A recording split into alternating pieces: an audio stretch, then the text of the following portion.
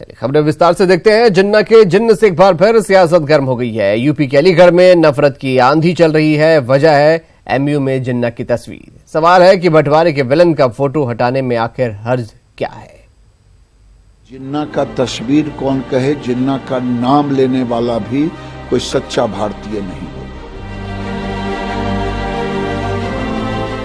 जिन्ना की तस्वीर पर जंग जारी।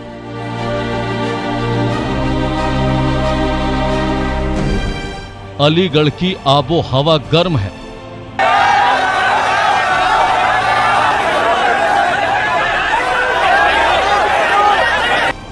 सियासी अखाड़े में तब्दील हो चुका है एएमयू। जारी है जिन्ना के नाम पर सियासी वार पलटवार।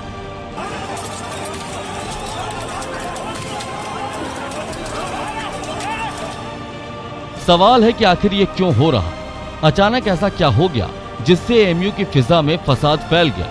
हम आपको ये सारा माजरा समझाएंगे, लेकिन पहले स्थानीय सांसद को सुन लीजिए। तस्वीर हटेगी, पक्का हटेगी। आप देख रहे हैं ना, पूर्व बीसी ने बयान दिया है, जो इनकी शाखा है मुस्लिम की उलेमा कौंसिल, उन्होंने बयान दिया है, सबने बयान दिया कि हटनी चाहिए। सारे फसाद की जड़ ये तस्वीर है। जी हाँ, एएमयू के स्टूडेंट यूनियन हॉल में जिन्ना की ये तस्वीर लगी है। सांसद महोदय जिन्ना की तस्वीर के पीछे पड़े हैं तो स्टूडेंट उस तस्वीर को बचाने में जुटे हैं। अलीगढ़ से लेकर दिल्ली तक प्रदर्शन का दौर चल पड़ा है। छात्र सड़क पर उतरे हैं, कुछ तस्वीर के समर्थन में तो कुछ तस्वीर के विरोध में। यानी पढ़ाई के अलावा एएमयू में सब कुछ चल रहा है और एएमयू प्रशासन मौन है। सवाल है आखिर क्यों? क्या ये जिन्ना से प्यार है या पॉलिटिक्स?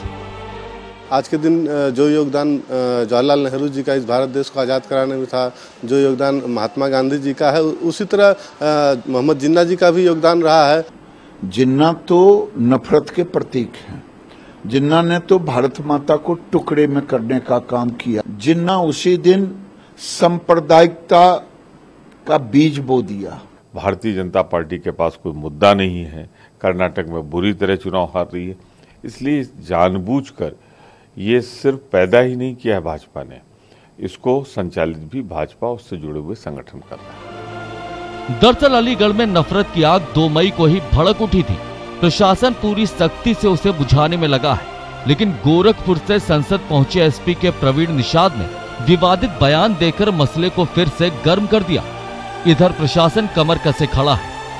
जो पॉलिटिकल स्टेटमेंट, जो पॉलिटिकल लड़ाई, वो अपना पॉलिटिकल लेवल पर करे। अगर उसको जमीन पे ले आने की कोशिश करेंगे या किसी प्रकार से उसमें कानून व्यवस्था डिस्टर्ब होगी तो बहुत सख्ती से कार्रवाई होगी। और सोशल मीडिया को तो स्पेशली मैंने चेतावनी भी जारी कर दी है लोगों को। पूरी तरह से नजर रखे हुए हैं और कोई भी प्रकार की घटना अभी हुई नहीं है और किसी भी प्रकार की अप्रिय घटना को हम होने नहीं देंगे। सवाल है कि आखिर कायदे आजम पर इतनी किचकिच क्यों हो रही? उनकी तस्वीर हटाने में हर्ज क्या है? कहीं ये ध्रुवीकरण की सियासत तो नहीं? क्योंकि कैराना में लोकसभा के उपचुनाव है, सूबे में एसपी और बीएसपी में गठबंधन कायम है और 2019 के लोकसभा चुनाव सामने है। Bureau report, news 18 network. Karnataka के कुरुक्षेत्र में बीजेपी और कांग्रेस ने जो वादे किए, अगर वो पूरे हो जाएं तो जनता की बल्ले बल्ले हो जाएगी।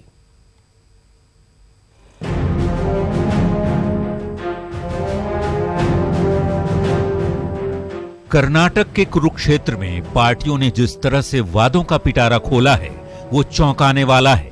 क्या बीजेपी, क्या कांग्रेस, वादों में कोई किसी से कम नहीं नजर आ रही। आत्महत्याओं को फुल स्टॉप लगाना है तो इसलिए उनकी कर्ज माफ 1 लाख, राष्ट्रीयकृत बैंक हो, सहकारी बैंक हो, और बाकी एमएसपी के विषय में और 10,000 पर किसान के लिए, और कुल मिलाकर के किसानों के विषय में और बेंगलुरु के इंफ्रास्ट्रक्चर के विषय में विशेष इस सब में व्यवस्था किया है। कर्नाटक भारतीय जनता पार्टी का घोषणा पत्र 0 = 0 है। 2014 के मोदी फेस्टो और 2018 के येड्डी रेड्डी फेस्टो की कॉपी, 0 कॉपी, वो है कर्नाटक की भाजपा का मैनिफेस्टो।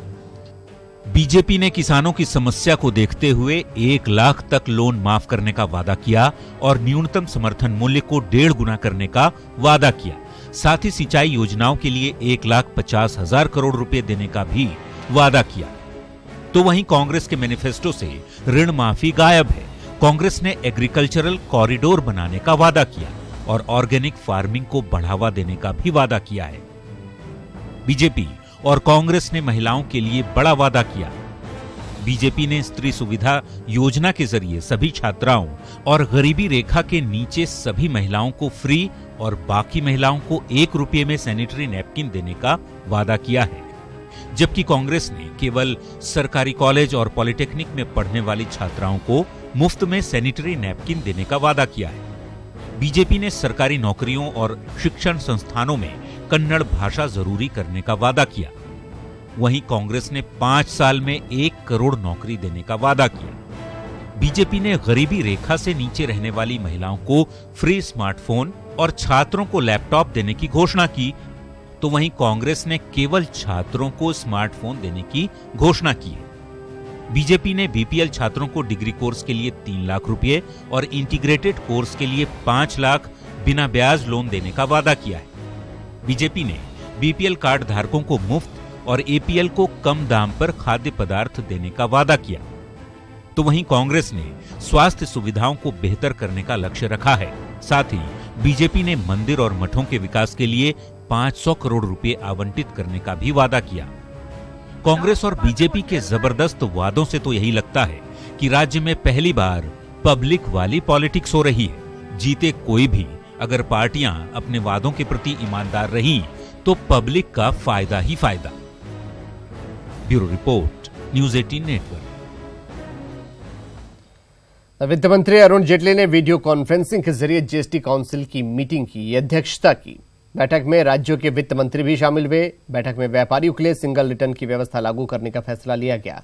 मंथली सिंगल रिटर्न की व्यवस्था 6 महीने में लागू हो जाएगी, जिसके बाद कारोबारियों को 3 रिटर्न भरने से राहत मिलेगी। वहीं बैठक में चीनी पर सेस लगाने के प्रस्ताव पर फैसला नहीं हो पाया। बैठक में आम आदमी को बड़ा तोहफा दिया गया है, जिसमें काउंसिल कैशलेस लेन देन करने वाले लोगों को 2% छूट देगी। वहीं परिषद ने गन्ना किसानों की खातिर भी एक अहम फैसला लेने पर विचार किया। बैठक में जीएसटी नेटवर्क को सरकारी कंपनी बनाने पर भी फैसला लिया गया।